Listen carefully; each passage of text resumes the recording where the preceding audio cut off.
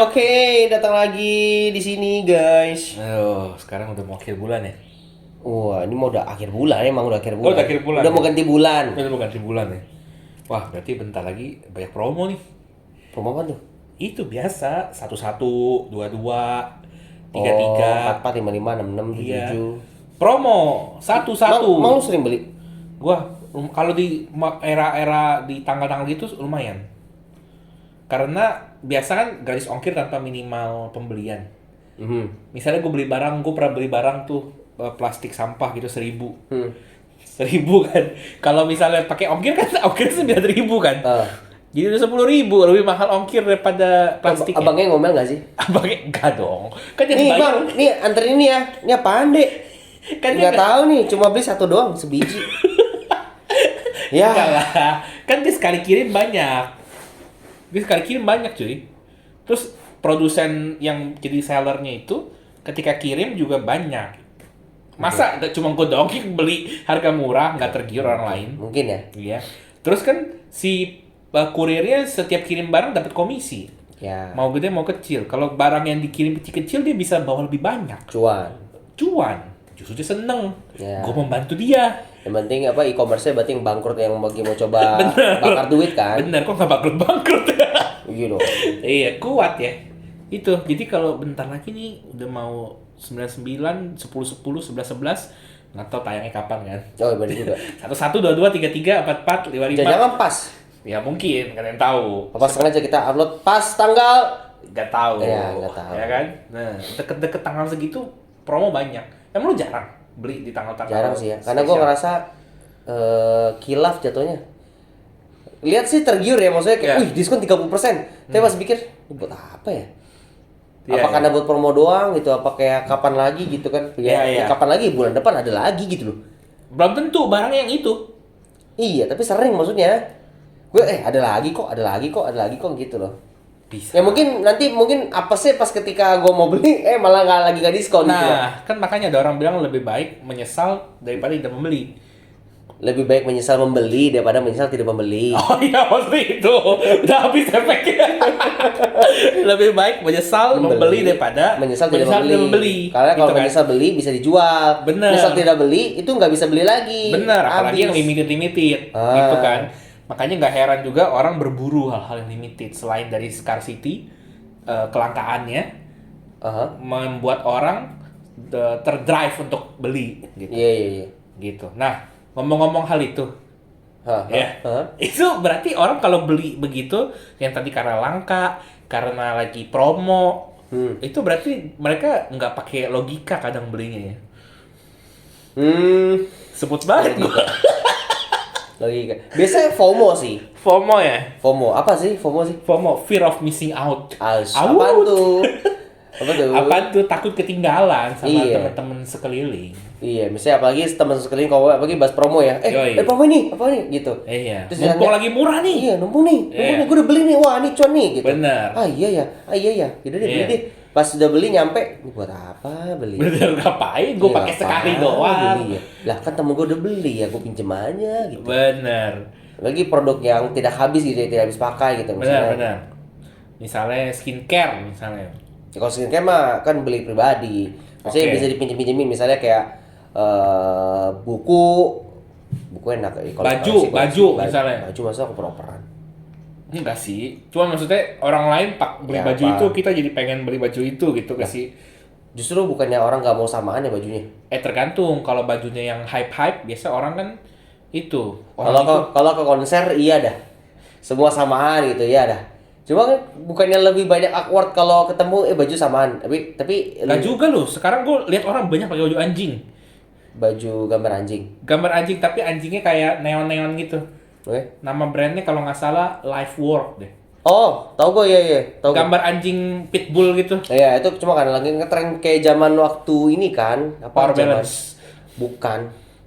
Baju apa? Bape. Bape mah itu hypebeast. Iya, maksudnya era-era tuh, wih, gitu semua pada pakai wih gitu kan. Oh iya. Karena ada kesan Iya. sosial kalau lu pakai itu lu Ya kayak HP Keren juga. gitu. Ini apa? iPhone gitu kan. Ah, Era-era iya, sampai iya. sekarang kan tiap kali iPhone baru keluar gitu kan. iya. Nah, berarti kan dari situ itu manusia bertindak berdasarkan keadaan sekitarnya dan itu dipengaruhi oleh emosi dia sehingga tidak tertinggal Supaya nggak FOMO tadi. supaya nggak ketinggalan intinya Iya, ya kan karena FOMO ya. karena FOMO tadi gitu kan. Nah itu pun yang gue lihat ya bikin penjualan itu kadang orang nggak targetin fungsi dan kegunaannya Iya, tapi iya. targetin ini orang bisa kena kan nih emosinya Betul.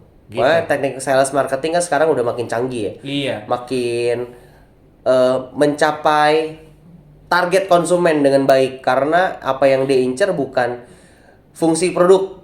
iya Yang ditonjolin bukan fungsi produk, tapi apa akibatnya kalau lu tidak beli ini gitu loh. benar bisa didukung juga lewat tulisan-tulisan captionnya ya kan Iya, atau dan cara marketingnya. copywritingnya gitu kan.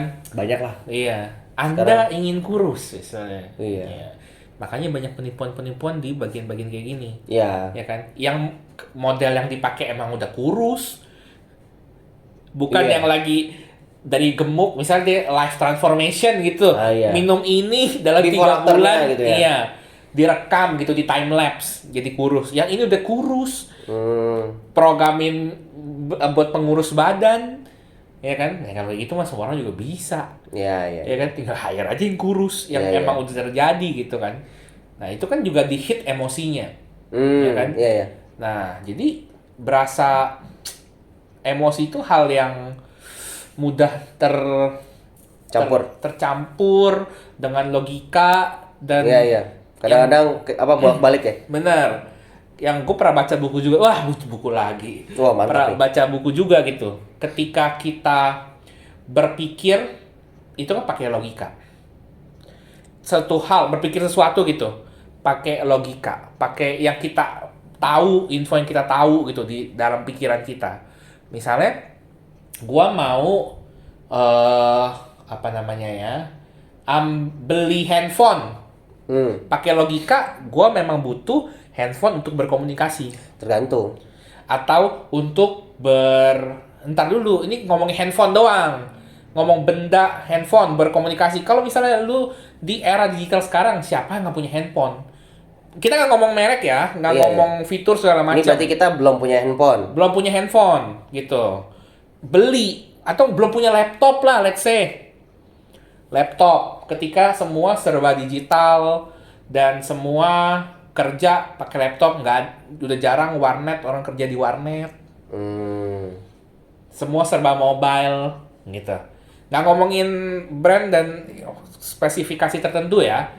Nah, Murni alatnya aja. murni alatnya aja. Secara logika kita butuh gitu. Tapi trigger untuk beli yang mana itu dipengaruhi emosi. Misalnya bisa nggak beli laptop yang tipe A gitu, sesuai spesifikasi gitu. Standar-standar aja. Iya, yang emang kita butuhin gitu. Ya, Tapi kenapa orang bisa jatuh sampai yang nyala-nyala? Beli yang iya, iya. Iya, kan dipengaruhi emosi keren gitu kan. Bisa. Atau karena sekalian nanggung lah. Nambah dikit lagi segini. Nambah lagi dikit lagi segini. Iya. Nambahnya sampai 4 kali lipat. Dikit lagi aja terus. Iya, dikit lagi, dikit Iya lagi, kan? dikit lagi. Bener. Nah gitu, jadi logika itu sebagai yang tadi pengolah datanya, sedangkan emosi yang melaksanakan actionnya gitu. Jadi ketika kita mau achieve something dari orang lain, biasa akan main di ranah emosi untuk yang dia mempengaruhi emosinya gitu. Misalnya kita ngomongin penjualan jasa asuransi misalnya. Oke. Tahu orang butuh asuransi secara logika bahwa itu pengalihan resiko terhadap kejadian tidak pasti dalam hidup. Ya kan? Cuma kan orang masih sehat. Orang berasa belum butuh. Ya. Makanya dipengaruhi emosinya. Sehingga yang hal logis tadi lebih gampang masuk gitu loh. Misalnya, ya kita tahu kan sekarang hidup nih nggak pasti gitu. Terus banyak diambil aspek ranahnya yang tidak logika justru. Iya. Kalau misalnya tiba-tiba nih pencari nafkahnya hilang, berasa gimana terhadap yang ditinggalkan, gitu kan? Paham betul ya. Iya. Mantan ya seperti itu. Mantan ya, iya. Jadi mereka kan butuh tetap ada support secara finansial. Ya kan, ketika dua tangan terangkat, menanggung beban, ada cicilan, ada rumah, dua tangan diturun, ambruk, beban hidup tetap ditanggung, tetap ada. Nah itu kan mereka mikir kan, nggak pakai logika lagi, iya kasihan ya, nanti anak-anak yang kutinggali hidupnya merana ya. Ya. Gitu kan. Bisa ya, bisa. Gitu, jadinya berasa butuh ya gue ya gitu. Padahal mungkin kita nggak ngomong ini ya, let's say duit sultan banget lah gitu. Bahkan sultan pun bisa digituin gitu loh. Nggak memandang. Iya, ke satu sisi kalau disuruh dia makin mikir, ah udahlah duit gua nggak penting, udah kasih aja. Iya, bener. Jadi hal-hal kayak gitu sih. Nah, itu gue jadi punya pemikiran gitu. Punya kuasa enggak? Pemikiran aja. Gue punya pemikiran kalau kadang kita tuh suka memakai emosi di saat yang nggak tepat atau logika di saat yang nggak tepat. Iya. Kadang-kadang kecampur kan? Kecampur gitu. Yang harusnya pakai emosi nggak ada emosinya. Yang harusnya pakai logika dibuang jauh-jauh logikanya. Gitu. Lu punya ini gak sih? Punya contoh yang kayak gitu gak sih? Bisa dari lu, bisa dari temen lu, bisa dari mana, terserah lu gitu. Namanya di pip aja kalau namanya. Nanti pip gitu masuk. Pip. Di gua ya. Iya. Langsung mules lu. Langsung mules. Mules beneran lagi. Mules beneran. Kita pause dulu guys. Ini apa? Mules otaknya. Iya. Ada gak ya? Ada sih harusnya ya. Ya, cuma kan udah lama, udah nggak ini ya. Udah itu kejadian lama itu, jadi kayak udah mulai pudar-pudar gitu, lupa. Oh gitu. iya, nggak apa-apa. Ntar gua Jangan dong. Nggak usah inget-inget lagi, nggak usah. Tapi ada lah beberapa mungkin kalau misalnya lagi galau-galau gitu kan, kalau lagi stres, lagi kesel gitu, harusnya tindakan logika yang bisa lu ambil malah lu pakai emosi. Ya. Tapi kalau ranah yang simpel sehari-hari sebenarnya kalau lapar sih ya. kalau lapar ya. Iya. Lapar itu apalagi cowok ya. Maksudnya gue sering banget, nggak sering banget sih. Ini mohon maaf nih karena udah pernah terjadi beberapa kali. Apalagi kalau gue bisa pulang ke rumah, capek kerja, pulang malam, kena macet, lapar. Ya. Baru nyampe rumah, ada aja yang didebatin gitu. Misalnya sama orang tua atau sama saudara atau gimana gitu ya. Padahal harusnya kalau pakai logika itu simple. A, B, C kelar gitu loh. Ya. Cuma karena lagi lapar, karena lagi capek, ini apa segala macam, malah muncul yang tindakannya emosi. Ya. Pakai emosional ya, maksudnya pakai perasaan gitu loh. Tindakannya pakai perasaan, nggak pakai logika mikir, karena logika berpikiran lagi nggak bisa dipakai gitu. Karena otaknya kan nggak bisa bekerja karena tidak ada energi yang digunakan. Jadi makanya pakai emosi. Udahlah langsung udah pas udah kelar Baru nyala. itu belum, tunggu makan dulu dong. Makan dulu. Makan dulu udah kenyang, kenyang. Baru mikir lagi, kok tadi kayak gini ya gitu loh. Gitu. Makanya kalau lagi lapar kan karena kayak ada sampai ada quote kan, maksudnya kayak lu jangan pernah ambil decision ketika lu lagi lapar. Karena kalau ambil decision lagi lapar, decision itu untuk memenuhi hasrat lapar lu. In any konteks bahkan. Misalnya lu lagi mau nentuin lu mau kerja apa.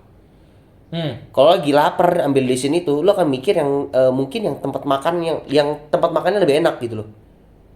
Karena lu lagi mikir tuh lapar gitu loh. Lagi mikirnya nggak sejernih itulah gitu kalau lagi lapar. Nah, ini lagi lapar nih. Lagi lapar nih. Gitu. Tapi gue pernah denger quotes juga. Bukan quotes sih sebenarnya, ungkapan gitu. Ada singkatannya. Apaan? Ketika logika tidak berjalan, biasanya ada empat kondisi yang menyebabkan yang tadi logika ditumpul. Apa Itu tuh? disingkat HALT. Halt. HALT. Hungry, angry, lonely, tired. Jadi ketika empat kejadian ini ada, Salah satu dari ini gitu, biasanya logikanya rada-rada sengklek Iya. gitu. Apalagi empat-empatnya ketemu. Apalagi pas ketemu. Iya, lagi Ya kan? lapar, lagi marah, lagi sepi, sendirian, berasa sepi, terus capek, capek. udah Iya. duar. Iya, senggol bacok. Nah, senggol bacok benar. Kayak gitu. Jadi Iya. perlu ya kita manajemen EQ sebenarnya. Iya nggak sih? Iya. Karena orang kan suka mengedepankan IQ ya. Kayak biasanya orang dianggap pinter atau dianggap sesuatu ketika IQ-nya tinggi. Ketika dia punya nilai lebih dipandang gitu ya. Tapi gue lagi baca buku nih sekarang. Gue baca buku mulu orang. Bagus dong. Bagus dong. Memberikan teladan yang melelahkan. Melelahkan ya, tapi perlu waktu banyak kan? Perlu waktu banyak gitu. Tapi gue membaca buku ini karena gue menyadari gue masih kurang dalam manajemen emosi. Nama judul bukunya mungkin kalian udah sering dengar ya, muncul di TikTok kalian, di Instagram kalian. Kalau kalian sekelibat gitulah. Tapi kalau enggak ya hari ini gue kasih tahu. Oke, mantap. Nama bukunya itu Emotional Intelligence. Oh, oke. Emotional damage. Enggak, itu orang lain. Emotional damage. Ini buku emotional apa? Emotional Intelligence. Kepintaran dalam mengelola emosi. Yang tulis itu Daniel Coleman kalau nggak salah ya. Dan Coleman apa apalah gitu lah. Yeah. Bukunya ada yang warna kuning, ada yang warna putih hitam. Itu kayak udah direvisi, sampulnya berubah gitu loh. Tapi judulnya itu Emotional Intelligence. Ya. Dia bilang ya dia ada kasih satu cerita gitu di buku itu. Dan kalau secara gue pikir ya, kok bisa gitu. Tapi ini kejadian nyata. Oke, apa itu? Jadi ceritanya begini. Oh, panjang nih. Iya. Siap-siap kuping kalian guys. Iya, ya udah selesai. Boleh sampai tidur boleh. Dia cerita satu bapak. Satu bapak-bapak Punya anak cewek. Oke. Dia, anaknya ini di rumah sendiri. Anaknya ya. Bapaknya baru pulang. Oke. Tahu anaknya sendiri di rumah. Emaknya kemana? Emaknya di mana nggak ditulis sih di situ. Oke. Gue nggak tahu. Apakah mereka berpisah? Apakah itu? Ya, pokoknya nggak ada jadi yang tahu. anaknya sendiri di rumah. Iya, anaknya sendiri di rumah. Anaknya cewek. Bapaknya pulang. Anaknya punya rencana mau surprise bapaknya, kagetin gitu loh. Dia ngumpet di belakang pintu. Oke. Dia ngumpet belakang pintu. Ya kan? Terus habis itu dia kagetin. Wah, gitu kan. Oh, oke. Terus nggak lama kemudian si anaknya kayak terlihat bingung gitu mukanya. Karena reaksi bapaknya nggak kaget. Reaksi bapaknya malah punya pikiran macam-macam. Ini anakku kenapa tiba-tiba begini gitu. Apakah dia lagi ngumpetin sesuatu? Apakah dia lagi mengalihkan sesuatu sehingga kejadiannya kayak nggak seperti anaknya gitu loh. Oh iya. Habitnya nggak kayak gini kayak biasanya. Pulang gue biasa nggak dibeginiin gitu. Jadi ada yang aneh gitu kan. Iya. Terus dia ambil pistol bapaknya. Buset. Dia berpikir anak gue lagi ngumpetin cowok kali di rumah. Ini anaknya umur berapa? Nggak disebutin berapa sih. Ya kalau dari cerita itu mungkin remaja gitu ya. Oh iya kan. Oke. Anaknya lagi ngumpetin orang kali di rumah. Makanya biar nggak ketahuan dia alihin fokus bapaknya gitu. Terus tiba-tiba dia bawa tuh pistol naik ke atas. Anaknya ngumpet lagi di mana gitu. Dia berasa kurang yang tadi. Nggak kaget bapaknya. Tapi bapaknya di otak dia dan secara emosi, wah nih anak gua nih ya lagi mau ngumpetin sesuatu nih. Dia kira gua nggak tahu gitu kan. Terus ketika anaknya ngumpet, bapaknya nggak tahu juga anaknya ngumpet. Lagi untuk kedua kalinya.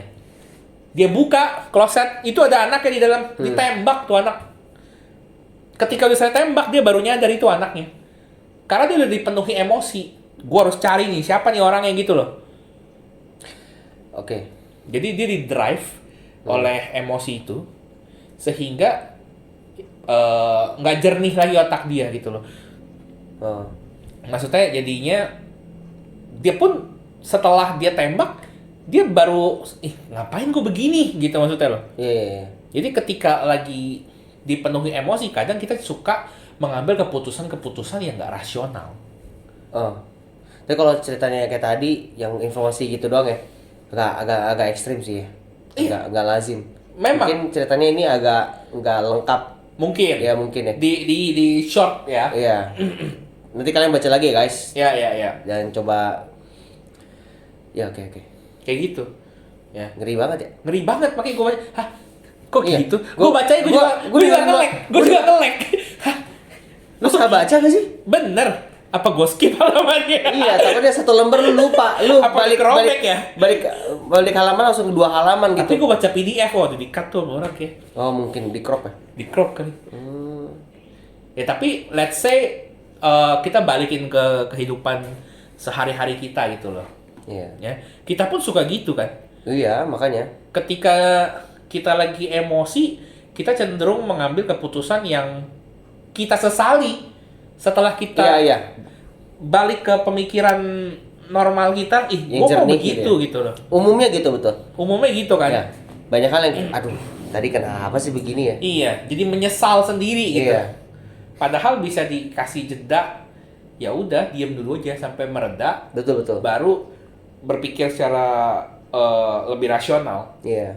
Makanya perlu namanya bukan cuma emosi kontrol emosi doang, tapi perlu membiasakan diri bahwa kita itu aware lah kapan kita tuh bisa merespon suatu hal, atau enggak ketika kita nggak bisa merespon pun kita juga harus kasih tahu ya, maksudnya kita tuh lagi di state yang nggak bisa merespon gitu loh, supaya orang juga nggak berasa kena silent treatment juga. Ya kan, karena kan kalau dalam komunikasi kan juga kalau kita tiba-tiba main diem aja tanpa kasih tahu kita sebenarnya juga nggak bisa bales atau nggak bisa kasih tahu apa nggak bisa respon, jadi rusak lagi kan. Terutama gitu. untuk orang-orang yang anxious. Nah iya, ini kalau bahas ini apa namanya? Attachment style. Iya, attachment style ya gitu kan. Iya. Bener. Jadi selain itu ada namanya lagi stonewalling. Apaan tuh? Stonewalling itu namanya juga stone. Batu. Jadi dia membatu, nggak merespon apa-apa dan nggak bertindak apapun, nggak cuma diemin. Tapi ya udah gue diem aja, lu ngoceh-ngoceh di sono, gue diem aja, nggak merespon apa-apa. Gitu. Mirip-mirip. Idle gitu, screensaver masuk screensaver. Perlu digoyang dikit biar masuk lagi ke Windows. Gitu. Dan memang kecerdasan emosi ya, setelah gue teliti lagi dan gue melihat banyak orang ngobrol ini dan itu penting banget gitu loh. Oh iya. Penting banget, malahan menurut gue itu lebih penting daripada IQ. Secara ini ya, secara yang kita hadapi sehari-hari gitu maksudnya. Karena ketika emosinya terregulasi dengan baik, bisa mempengaruhi intelektualnya juga sebenarnya. Atau sebenarnya itu batas toleransi sih. Sebenarnya kalau misal kalau kita compare IQ sama EQ, IQ lebih tinggi, EQ rendah, itu lebih sulit ditoleransi dibandingkan EQ tinggi, IQ rendah. Kalau IQ tinggi, EQ rendah, maksudnya orangnya pinter tapi nggak bisa tahan emosi, Sombong, emosinya misalnya, atau banyak lah, pokoknya emosinya tidak dewasa dan segala macam. Lebih sulit toleransi orang seperti itu dibandingkan orang yang lebih bisa behave dengan baik walaupun IQ rendah. Karena jadi, maksudnya lu udah pinter tapi kok ini nggak bisa gitu ya? Atau enggak, maksudnya kalau lu pinter, lu boleh pinter tapi lu sikapnya kayak gini gitu loh. Atau mendingan lebih baik kayak sikap yang baik tapi IQ-nya nggak bagus banget. Iya. nggak jangan sampai jelek parah ya itu, tapi itu beda perbandingan. Gua ngerti. Ya, maksudnya Lebih pandangan sosial lebih ya. mudah diterima Tapi seperti kalau itu ya. dibilang lebih penting atau enggak sih sebenarnya dua-duanya sama-sama penting sebenarnya. Walaupun ya sebenarnya kalau untuk tolak ukur IQ ya, kemarin gue sempat nonton video tuh ada channel apa? Dengar aja dulu. Ya satu channel kita bukan. Ada channel apa biasa ngebahas-bahas tentang hal ilmiah. Dia ngekupas sejarah bagaimana cara menghitung IQ sebenarnya. Wah. Dan IQ itu sebenarnya dihitung untuk apa sih dulu gitu. Kayak Gimana? gitu. Wow, panjang sih. Cuma shortcutnya sebenarnya dulu itu dipakai untuk zaman alat perang. Oke. Itu di riset di tahun 18 sekian ya. Kayaknya lebih lama daripada itu ya. Gue lupa tahun berapa. Intinya zaman dulu itu ada ini sih dark historical ya sebenarnya. Ya. Jadi sebenarnya itu IQ itu untuk membagi kasta-kasta orang zaman dulu. Oke. Di tes orang yang di bawah requirement itu dulu dibunuh semua bahkan. Supaya generasi berikutnya punya IQ yang lebih baik. Wah. Karena banyak riset yang dilakukan. Pertama, riset yang dilakukan adalah awal mulanya itu ketika di pendidikan sekolah. Apakah semua anak bisa pintar dalam semua subjek? Ataukah apakah ada indikator anak ini pintar ini di semua subjek itu kenapa gitu loh? Terus ada anak yang nggak pintar di semua itu kenapa gitu? Terus dicek dibuatlah alat tes IQ yang kita kenal sekarang. Oh ternyata ada hubungannya nih, kalau anak dengan IQ lebih tinggi maka semua subjeknya itu bisa lebih dipelajari dengan baik. Maka IQ ini emang kemampuan berpikir supaya belajar lebih baik gitu. Makanya zaman dulu ya, tapi sadisnya gitu, ketika dites banyak yang di bawah yang diminta dibunuh semua, dibantai. Dan menciptakan generasi baru. Generasi yang diharapkan yang IQ-nya lebih tinggi gitu. Tapi satu momen itu kan ya itu ngeri ya, maksudnya. Lu bayangin aja kalau lu tinggal di zaman lu tes IQ, tapi tes IQ itu tuh menentukan lu hidup dan mati gitu loh. Matang kan? Iya kan? Maksudnya terus lu di era lu kalau lu di bawah IQ lu mati ya udah selesai kan? Hidup lu selesai. Iya. Lu gimana jadi orang yang hidup gitu loh? Lu mengalami era yang dimana lu orang pintar bisa tapi lu ngelihat orang dibantai, maksudnya IQ lu jadi rendah banget kan, lu nggak, lu jadi tidak berperi kemanusiaan banget dan segala macam ya kayak gitu. Itu udah historical ya. Tapi seiring waktu alat tes itu diubah-ubah segala macam, sebagai satu sisi juga alat ukur untuk syarat militer. Jadi ketika lu mau ikut militer, dites IQ dulu. Kenapa? Karena performa di riset juga, maksudnya dibikin jurnalnya bahwa orang-orang yang memiliki IQ lebih tinggi lebih mudah mempelajari strategi dan segala macam lah, lebih daya survival lebih tinggi dibandingkan dengan IQ yang lebih rendah kayak gitu. Makanya batas requirementnya ada pakai IQ supaya meminimalisir korban dalam militer ketika perang.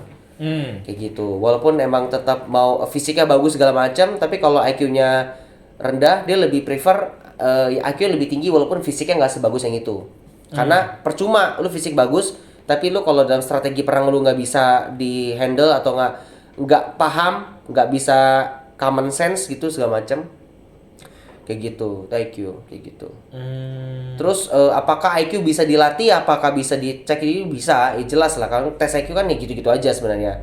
Tapi apakah itu sebagai indikator yang mutlak ya enggak gitu. Jadi kalau di tes IQ sebenarnya penting atau enggak itu ya adalah nanti videonya. Perlu dicantumin nggak? Boleh sih, menarik sih. Karena supaya tahu aja. Boleh nanti kita masukin link ya di ya, description box. Lumayan, boleh. Lumayan ya. Nanti kita jadi coba dilihat itu IQ ya. Itu menarik sih, gue juga lihat oh ternyata gitu ya, gue juga baru tahu sih. Jadi sebenarnya ya satu sih, tapi yang ngingetin sebenarnya dia menjelaskan bahwa tes IQ itu tidak sekrusial itu dan tidak sepenting itu, dan ternyata kegunaannya dulu tuh dipakai buat apa gitu loh. Dan sehingga EQ itu sebenarnya juga penting. Dan EQ kan lebih nggak bisa keukur ya, karena kan emosi itu kan sifatnya berubah-ubah, dinamis, dan juga sangat terpengaruh oleh kondisi jiwa lu gitu loh. Iya. Kalau lu lagi wajar dan lagi rasional mikirnya ya bisa dites dengan baik. Iya. Tapi kalau lagi stres, lagi ini ya nggak valid kan jadi. Even orang paling ber-IQ tinggi pun emosinya bisa Oh, iya. wavy gitu, bisa Ya, naik. malah justru kan, tapi gue belum cek sih risetnya gimana sih. Tapi mungkin kecenderungan kalau IQ tinggi justru IQ rendah. Karena kan ya itu kan hal yang bertolak belakang yang biasanya tidak selaras kan. Kayak tadi kan, maksudnya logika dengan perasaan kan, maksudnya kayak ketika lu ambil decision, ada gak yang decision yang bisa diambil dua-duanya? Ada aja sih mungkin ya. Ada beberapa aspek perlu dipikir secara logika sekaligus secara perasaan gitu loh. Gitu. Bener sih, harus dua-duanya bekerja dengan baik gitu. Dengan balance lah sebenarnya. Kalau logika doang jadinya kejam bisanya ya. Ya.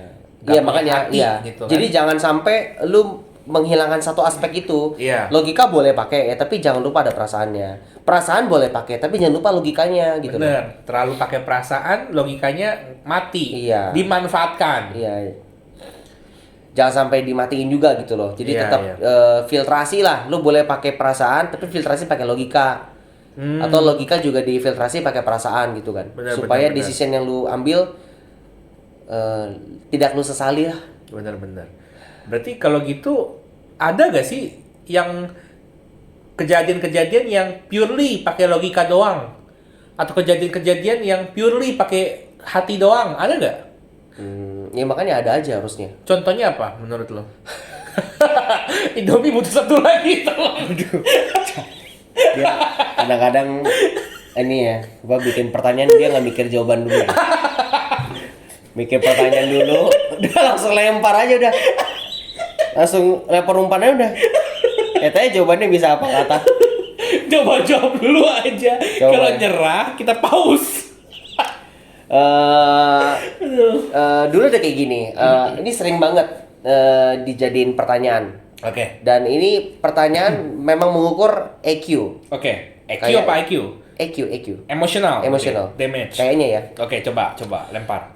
Lo sih pernah dengar? Ini yang simulasi kereta. Oh, gue tahu. Nah, jawabannya apa? Wah, Nah, kita oke, ceritain kita dulu. Oke. Oke. Simulasi kereta itu jadi ada tahu ya kereta ya? Tahu. Kereta itu adalah kendaraan lokomotif yang berjalan di atas rel Benar. dan nggak bisa keluar trek. Ya. Satu sisi ada percabangan.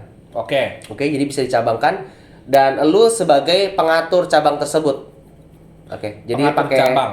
pengatur cabang kereta itu. Jadi akan dia ke kiri atau ke kanan. Jadi pakai ada tuas yang menentukan dia itu bisa ke kiri atau kanan. Oke. Di sebelah kiri Hmm. ada satu orang baik, Ya. hidupnya tidak pernah aneh-aneh, banyak berbuat baik segala macem ya. Satu orang ini diikat Mateng gua nggak tahu coba deh. Oke, terus. diikat di rel gantian Iya. soalnya. Diikat di rel. Diikat di rel gitu. Satu sisi lagi itu ada 10 orang penjahat buronan yang benar-benar udah kejam banget. Yang kejahatan tuh udah pantas dihukum mati lah pokoknya. Iya, iya. Kayak sering bunuh orang segala macam. Iya. 10 orang. Oke. Diikat juga Ya, nggak? diikat juga. Siapa yang ikat? Diikat. Hah? Siapa yang ikat? Pokoknya udah terikat. Aduh, kasihan. Kan justru simulasi ini justru. Oke. Nah, kalau lu sebagai pemegang tuas ini dan kereta lagi melaju dari ke sana akan memilih satu percabangan. Ya, asapnya kemana? Lu pilih lu pilih tuasnya ini Mau lindes siapa? lindes yang mana? Yang satu orang baik Yes. atau 10 orang jahat? Yes. Oke. Nah, karena ini pertanyaan ini kalau pakai logika, kita ngomong ngitungin nyawa, bukan ngitungin nyawa justru. Kita ngomongin baik buruk Harus ya jelas lindes saja yang 10 orang, orang Iya, jahat. sekalian lagi, Iya. 10 orang dibantai. Bener. Ya kan? Tapi kalau pakai pakai hati, kita korbanin satu iya, compare sama 10. yes. Ya kan? Nah, itu jawabannya. Jadi tergantung saat itu lagi nyala. Kalau lagi lapar, Iya. berarti bantai yang 10. Kalau lagi bener mungkin yang Gue kenal gak sama orang-orang ini coba. oh, ini enggak kenal. Gak kenal. Enggak kenal. Ya udah tergantung Sebagai aja. algojo, Algojo ya. Yang ngiket gue penasaran siapa ngiket. Harusnya masih sekitar situ. Aja pakai logika nih ya. Di situ dia pasti suruh dia lepasin dulu. Gue mau lewat. Nanti lu lanjut main iket-iketan di situ. Itu Kalau pertanyaan gua ya, mungkin gua akan lindas yang 10 sih. Karena ya udah, dia udah cukup berbuat jahat gitu. Banyak orang tersakiti. Emang gak dikasih second chance untuk hidup lagi? Mungkin udah banyak second chance yang sudah terjadi dalam hidup mereka. Mungkin. Sehingga ya udahlah nih saatnya. Mungkin. Meskipun secara dari dosa, wah, ini orang banyak juga nih gitu kan. Sekali bantai 10 multiplier. Rampage 2 kali. Rampage 2 kali. Rampage 2 kali. Yang satu cuman dominating. Yang satu Killing rampage. spree. Rampage 2 kali ya. Iya kan? Kalau ke record ya. Iya, kalau ke record. Iya. Kalau not scored, Not scored iya. Siapa tahu habis kelindes dia abadon langsung Iya. leave game. Enggak ke record percuma. Ulang lagi dong. Ulang lagi. bener. Jadi kalau gua akan pilih yang 10 harusnya. Dengan pemikiran yang tadi gitu. Karena yang satu ini dia baik kok orangnya gitu. Keadilan harus ditegakkan gitu loh. Meskipun kita bukan Tuhan. Tapi kan gue dipercayakan sebagai algojo. Siapa yang suruh lu di dua itu? Gue mau tarik tuas rem bisa jalan gak? Gak ada, nggak. Lu cuma tuas penentu kiri dan kanan. Nah iya. Tuh bayangin aja. Berarti gua akan mati juga. Gak bisa ngerem kan? Kok Nah. lu? Lah, keretanya jalan gak? Katanya jalan. Bakal berhenti gak? Nggak bakal berhenti. Cuma nggak bakal kena lu. Gue tanya sekali lagi. Keretanya bakal berhenti gak? Nggak berhenti. Gue bisa turun gak? Kok lu tidak di atas keretanya, lu di luar, lu Oh, keretanya automatically. nggak kereta udah ada orang, ada masinis yang lain segala Gue macam. butuh banyak orang juga. Oh, kalau begitu gue butuh yang satu aja. Di dalam kereta itu ada orang juga kan? Emang ngaruhnya apa? Maksudnya nggak ketika dilindas keretanya nggak nyadar, No, kereta nggak nyadar. kereta nggak nyadar. Oh, Dalam terowongan misalnya itu gelap jadinya, Oh iya. jadi nggak mempengaruhi orang di dalam itu. Oh iya. Ya, gue pilih 10 tetap. Karena yang tadi based on tadi. Kalau lu pilih berapa? Kok gua? Jangan bilang suruh ngerem. Nggak, gua mungkin pilih satu. Kenapa? Iya. Lebih dikit. Karena gua collateral damage-nya. Pertama gua nggak kenal orangnya sama sekali kan. Gua kenal orangnya. Walaupun dia tahu gua baik, dia baik segala macam dan dia 10 orang semacam. Tapi karena gua jadi algojonya, ya gua mending bertanggung jawab atas 1 nyawa daripada 10 nyawa. Lah, 1 nyawa ini banyak orang loh yang hidupnya diberkati oleh dia. Iya. Misalnya Yang dia orang baik segala macam. Iya. Dan itu gua membebaskan banyak penjahat gitu segala Iya. macam. Lu Tapi- mendukung banyak kejahatan-kejahatan, banyak orang lain disakiti. Ya gue lebih percaya second chance buat mereka, apa triple chance atau fourth chance yang untuk buat mereka sampai. Kalau suatu saat orang-orang 10 ini mempengaruhi hidup lu dan menyakiti lu gimana? Karena kalau ngomong kayak gitu ya bisa aja satu orang yang kalau tadi gue selamatkan itu bisa jadi dia jadi pembunuh yang luar biasa lebih kejam daripada 10 orang ini loh. Atau mungkin dia jadi orang yang sangat baik memberikan kesempatan bagi orang lain karena hidupnya sudah Iya, diampuni. kalau itu pakai asumsi ya makanya mendingan bunuh satu. Chance 10 lebih banyak berhasil daripada satu gitu loh.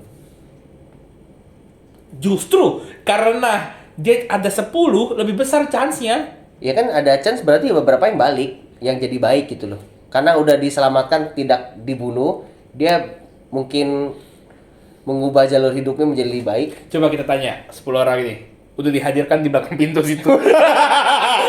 Mari kita dengar satu persatu mereka dari Ini yang selamat di sini. serem juga. Gitu sih. Gue sih pilih top 10 sih. Gue masih nggak terima sih sama jawaban tadi sih. Biar dapat double ini rampage.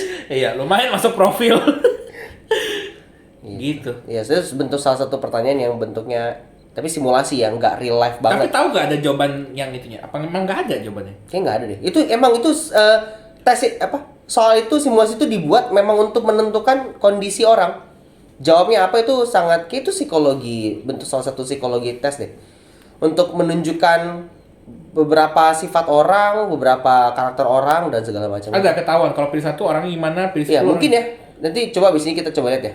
Oke, kita sertakan juga linknya di bawah, bisa? Boleh mungkin kalau Ketemu ya. Kalau ketemu dan kalau kita lihat baca ternyata cocok dengan apa yang ekspektasi kita ya. Oh iya. Iya dong. Betul. Tiba-tiba, iya. Tapi tiba-tiba kalau kita udah baca Iya, isinya, ternyata mengejutkan buat kita ya. Kita nggak tahu. ngawur kita nggak jadi. Anggap aja ini cuma pikiran Iya. cari sendiri aja Ya, kalian. Cuma kalau buat kalian gimana? Menurut kalian pilih yang mana? Tuh, ini kan simulasi, nggak beneran. Mau Bener. beneran mending gue diemin tuasnya lihat jatuh kemana, lah gue lempar koin aja. keretanya yang jalan terserah dia Iya, ya. jalan ke tengah. Loh, kena gua dong. Belum tentu, kalau lu bisa pergi. Iya, bener juga loncat aja. Iya. Kan gua nggak diikat. Ya gua diikat. Lu yang giket kan? Ya kalau gua Bener juga. Iya. Sama kayak itu ya berarti ya. Kalau misalnya ada yang tenggelam lu pilih siapa ya? Selamatin siapa gitu ya? Oh, ayah atau ibu gitu. Iya, misalnya. Ibu atau anak misalnya. Ah, iya, itu kayak gitu-gitu kan lu pertanyaan yang lu pakai logika tapi pakai perasaan. Nggak bisa pilih satu. Kalau mau pilih satu, sebenarnya untuk dapat jawaban yang tepat, lu pilih satu gitu loh. Pakai Iya. logika murni atau pakai perasaan murni, that's it. Lu akan dapat jawabannya. Mm-mm. Tapi kalau lu pakai dua-duanya, nyaru-nyaru gitu, lu jadi nggak bisa decide gitu. Nah, mungkin itu juga salah satu pilihan jawaban. Ya. Ya udah, gua nggak pilih dua-duanya. Gua idle aja. Kalau misalnya mau nyelamatin, udah gua nggak selamatin semuanya lah. Daripada gua hidup, gua penuh dengan penyesalan, ya udahlah, semua mati aja. Nyesel juga tapi kok nggak Lah, pilih? kan mati. Jadi orangnya bunuh diri juga dong bisa. Iya. Jadi misalnya kalau mau selamatin, ya udah nggak usah selamatin semua, biar mati sama-sama. Hmm. Serem juga. Iya. Ya sebenarnya berusaha untuk nyelamatin dua-duanya. Cuma kalau nggak Mengurangi bisa, damage kan. ya gimana? Ya serba salah kan. Iya. Itu betul-betul pertanyaan yang Menggelitik emosi. atau pakai logika murni. Tapi kalau emang dihadapkan dengan real life situasi ya, misal amit-amit sih, misal kalau lu dalam misal apa ekstrim, naik pesawat, Ya. terus tiba-tiba kecelakaan, di samping lu ada orang tersayang, sebelah kiri dan kanan lu lah, dan lu cuma bisa selamatin satu. Lalu gimana? Wah, itu kan lu disuruh pikir pakai logika, iya, at that moment waktunya terbatas gitu loh. Iya. Tapi yang paling penting kalau di pesawat keselamatan gue ingat itu selamatin diri lu sendiri dulu. Egois sih, tapi sebenarnya make sense karena kalau lu nggak selamatin diri lu sendiri, walaupun lu punya kemampuan untuk nyolongin orang lain, Nggak berfungsi. nggak berfungsi jadinya. Makanya lu harus selamatin diri lu dulu. Biar lu juga bisa berpikir dengan tenang. Gitu. Make sense. Nah, tapi kalau dibilang supaya lu berpikir dengan tenang, lalu mikir pakai tenangnya itu mikir pakai logika, pakai perasaan lagi. Nah, Wah, apa lagi? sulit lagi itu. Itu memang makanya emang logika sama perasaan tuh mirip-mirip. Ya, bagi kalau lagi biasa lagi di mabuk asmara asik. Bener. Iya kan? Kadang-kadang pakai perasaan, nanti beberapa hari kemudian baru mikir pakai logika, kok begini ya? Giliran pakai logika nggak pakai perasaan, mikir lagi, kok kayak gini ya? Kayak serba salah gitu. Semua move ada ininya. Ada itunya. Ada Consideration-nya. ada debatnya lah. Iya. Kena omel juga. Gini salah, itu salah, ini salah. Tapi ini menarik. Ketika orang jatuh cinta, itu tuh ada risetnya bahwa otak itu seperti orang yang pakai narkoba. Otaknya. Otak yang itu, jadi kalau gue salah tolong diperbaiki ya. Yang tahu aja gitu. Yang nggak tahu mau perbaiki juga boleh sebenarnya sih. Meskipun ya lebih baik riset dulu gitu. Meskipun ini gue yang ngomong juga tadi kan gue bilang takut salah gitu ya. Jadi di otak kita tuh ada bagian amigdala namanya. Oh, ini otak tengah. Gue nggak tahu di bagian mana itu lah pokoknya. Nah, bagian ini tuh yang mengeluarkan hormon-hormon untuk apa ya, happy gitu loh, untuk relax gitu. Nah, orang pakai narkoba sampai bisa candu, sampai nyari terus, selain karena ketagihan, itu juga keluar si hormon dari bagian amigdala itu. Nah, ketika orang jatuh cinta, makanya ada quotes coklat rasa tai ayam gitu kan. Tai ayam rasa coklat kebalik. Wah, udah mulai pakai narkoba. Wah, lagi jatuh cinta dong. Ya gitu. Jadi enggak sampai ngomong mana kan? Tai itu. Tai ya kan, tai ayam rasa coklat gitu kan, ada quotes gitu kan. Itu kok apaan ya? Kok tai ayam coklat? Nggak tahu, cuma apa ya? Gue lupa. gua nggak tahu pakai ungkapan Konteksnya apa? orang lah. Maksudnya apapun setai-tainya orang itu udah terima gitu loh, karena udah jatuh cinta. Oh gitu. Artinya tuh gitu, misalnya dia bandar narkoba, gue terima gitu. Oh. Benen. Tai ayam coklat. Oh iya. Ya kayak gitu. Nah itu setelah diteliti di CT scan, kepala orang yang pakai narkoba dengan kepala orang yang jatuh cinta itu mirip.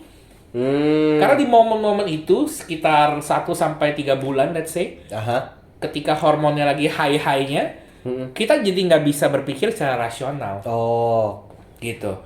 Bukan artinya, bukan bukan arti nggak bisa ini ya, tapi kayaknya itu memang setiap orang akan melalui fase itu. Iya sih. Gitu. Selogika apapun lu pasti akan masuk ke situ. Iya, iya. Nah, kuncinya gimana? Ya udah dihabisin dulu waktunya.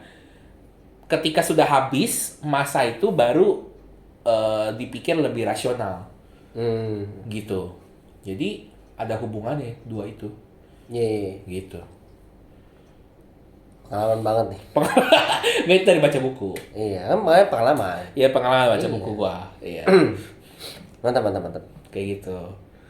Jadi kalau kita ngomongin purely logika dan purely hati kayak sulit juga ya. Sulit, nggak ada kayaknya gua Nggak rasa. ada jawaban pastinya. Nggak ada yang murni logika banget. Karena tetap perlu balance kan. Lu murni logika tetap filtrasi pakai perasaan tadi. Iya. Dan Dan kita memang diciptakan sebagai makhluk yang punya dua-duanya. Betul, itu dia makanya. Jadi dipakailah dua-duanya, Iya. tapi di momen yang tepat dan di waktu yang tepat. Iya, iya. Jangan asal-asalan. Iya, makanya Tuhan percayain itu ke kita biar dua-duanya itu aktif ya. Dan kita pakai Iya. sebaik mungkin gitu. Kalau nggak ngapain dikasih dua-duanya? Dan jangan salah disalahgunakan juga gitu. Benar-benar. Terlalu pakai logika, nggak ada hati. Terlalu pakai hati, jadi Gak ada logika juga. nggak ada logika juga. Asal-asalan. Asal-asalan. Iya. Benar-benar sih. Kalau misalnya kita ngomongin pakai hati doang misalnya. Pakai hati doang itu banyak hal misalnya suka membantu orang.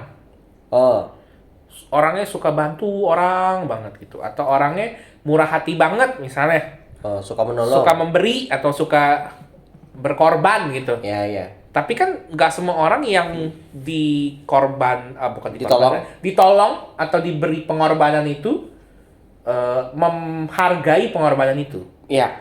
Bisa juga karena ini orang suka memberi, suka berkorban, ya udah Manfaatin. gue manfaatin aja, gue peras aja gitu Ya. orangnya sampai dia nyadar baru gue stop. Ya. Dan itu jadi manipulatif kan gitu.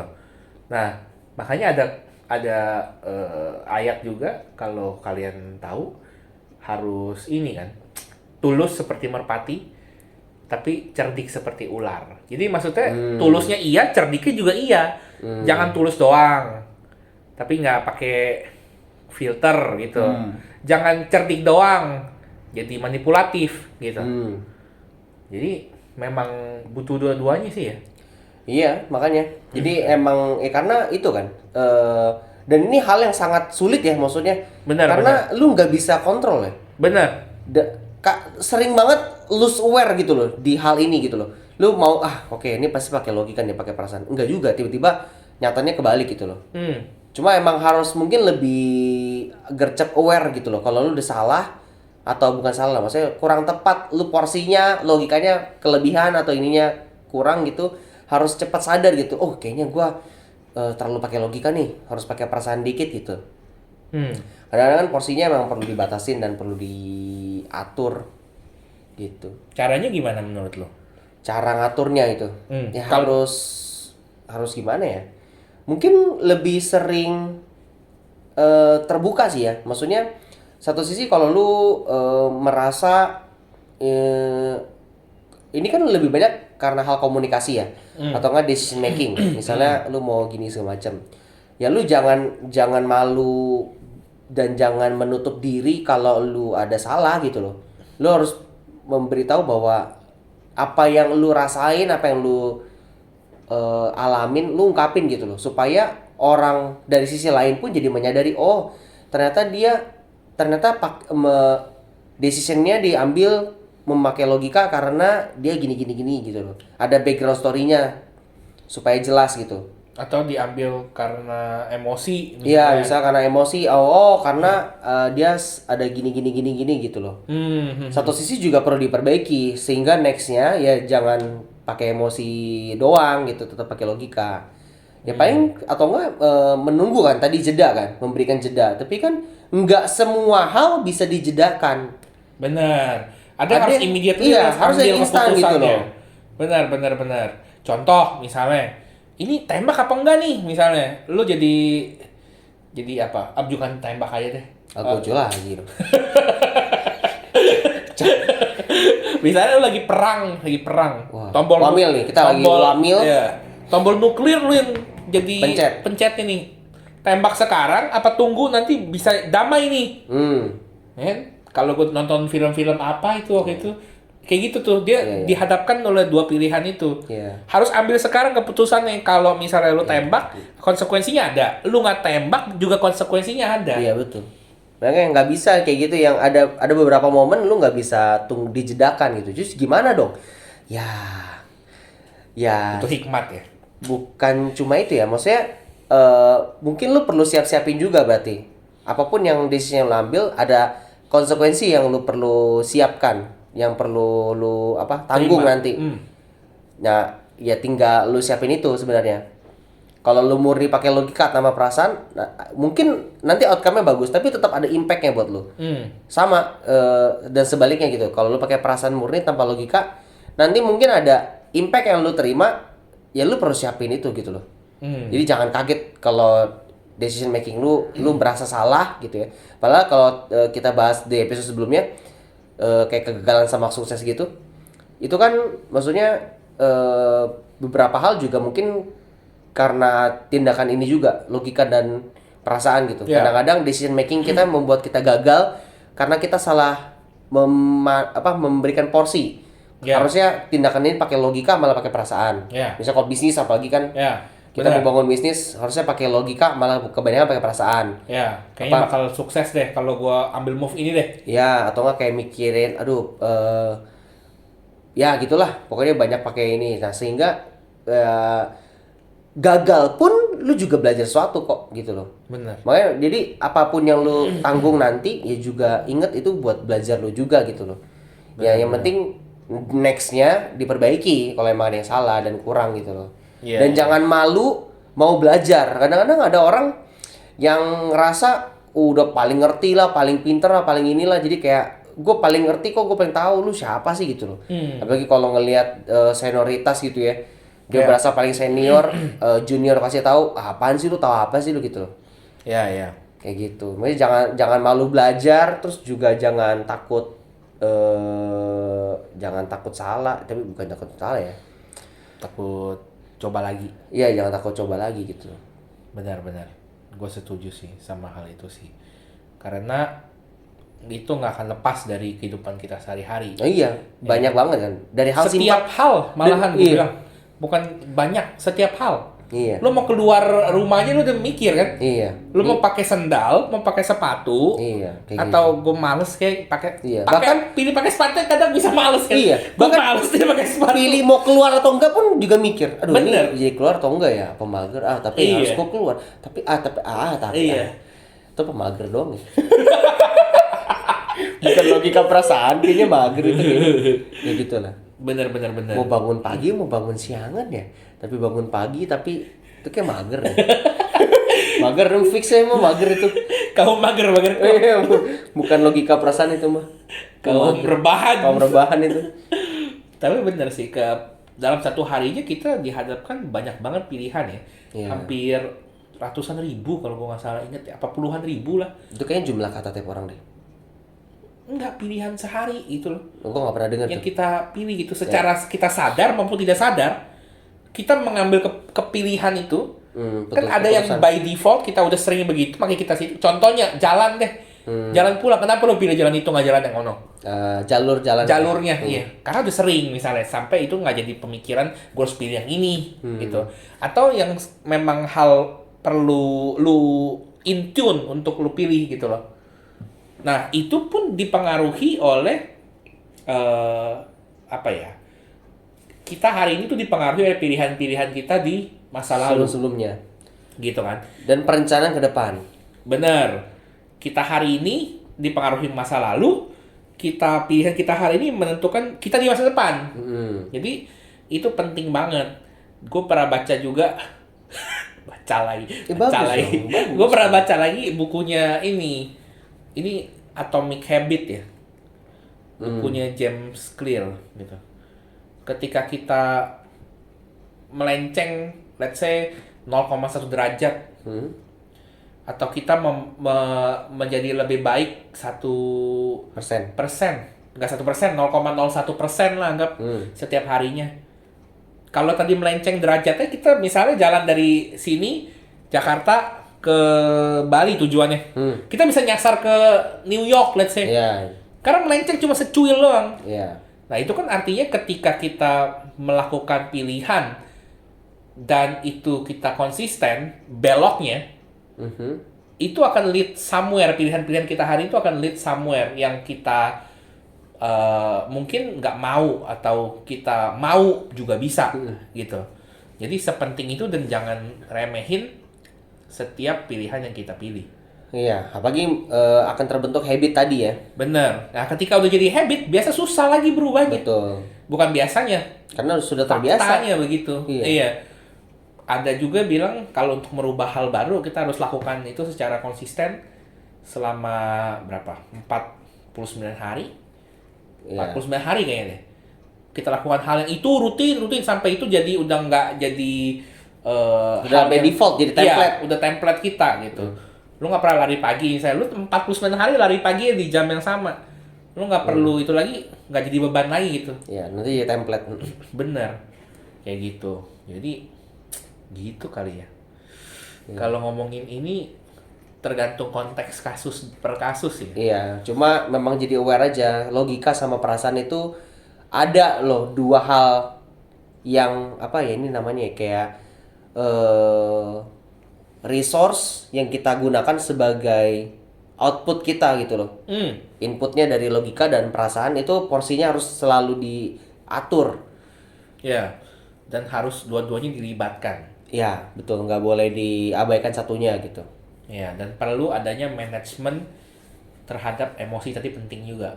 Karena mereka berdua tuh saling menjaga satu sama lain sebenarnya. Iya. Logika tuh tetap menjaga perasaan dan perasaan juga tetap menjaga logika gitu tuh ya biar tetap selaras.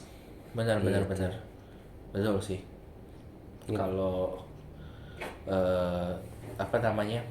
Kita lost salah satunya, Ya, bahaya. pasti ada konsekuensi buruk yang akan terjadi sih. Iya. Entah skalanya kecil atau besar ya. Benar.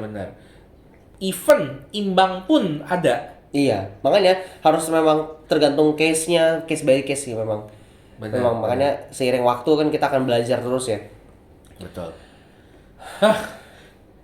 Ya topiknya makin lama makin berat. Makin berat. Gua Nextnya kayak harus slow down dikit ya, harus lebih nyantai gitu ya. kayaknya makan pakai tangan apa makan pakai sendok aja. Iya, makan pakai tangan pakai sendok ya. Kapan makan pakai tangan kamu pakai sendok? Yang simpel-simpel aja dah. Ini udah mulai terlalu berat nih. Otakku udah mulai butuh Indomie lagi. Indomie lagi. Aduh, udah sampai mules gue mikirnya. Udah ngebul otaknya. Ngebul. Ini kalau dia ada asapnya kali. Gitu guys. Jadi kalau kalian gimana? Ada pengalaman apa? Ada yang pernah salah pakai logika doang? Ada yang pernah salah pakai emosi doang? Wah, mantap tuh. Atau kalian si tim imbang mampu menghandle dua-duanya dengan baik? Bah. Gitu. Kalau kalian punya cerita, boleh tulis Iya. di kolom komen di bawah. Iya, atau Nanti cerita kita ke kita angkat. lah. Ya. Kita angkat. Kita nggak sensor. Iya, kita kasih. Kita belak-belakan. Kita belakang. Ini orang ini nih, kayak gini nih. Ini gibah. Sebut merek lagi. Dulunya dia gini, dulu gini. Tolong hujat. Enggak lah, bercanda guys. Bercanda. Kita pip dong. Dari awal sampai akhir kita pip. Ya, kita pip dong. Jadi, Pengen keceplosan dikit. kita benar dikit. Nanti kalian tulis aja ya. Jangan takut ya. See you guys. See you Bye-bye. guys. Bye-bye. Capek.